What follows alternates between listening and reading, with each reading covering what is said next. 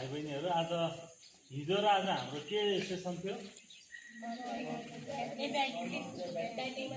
ब्याटिङमा के थियो front foot defence र ब्याक फुट डिफेन्स थियो है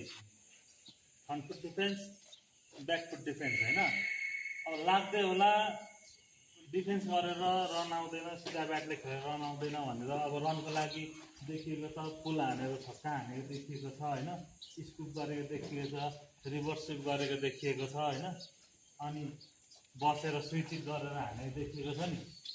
तर यसरी मात्रै रन ल्याउने चाहिँ त्यो मात्रै तरिका हुँदैन जस्तै सिधा ब्याटले पनि हामी सबै खालको रन निकाल्न सक्छौँ अब स्ट्रेटमा उठाएर पनि हान्न सक्यो स्ट्रेट ड्राइभ गर्न सक्यो होइन एक्स्ट्रा कभरमा ड्राइभ गरेर चौका निकाल्न सक्यो ती उठाउन पनि सक्यो अब कभरमा ड्राइभ गर्न सक्यो कभरमा उठाएर हान्न पनि सक्यो अनि पोइन्टतिर हान्नु पऱ्यो फर्मेनतिर हान्नु पऱ्यो भने ब्याटको फेस खोलेर बल यता पनि जान्छ होइन अब यो ह्यान्डलेगतिर हान्नु पऱ्यो भने यहीँबाट फ्लिक गरेर पनि हान्न सकिन्छ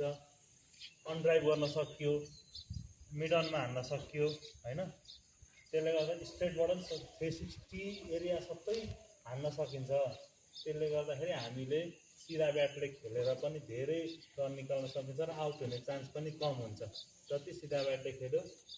त्यति आउट हुने चान्स कम हुन्छ त्यसले गर्दा हामी सिधा ब्याटले पनि खेल्ने चाहिँ धेरै जस्तो ट्राई गरौँ ल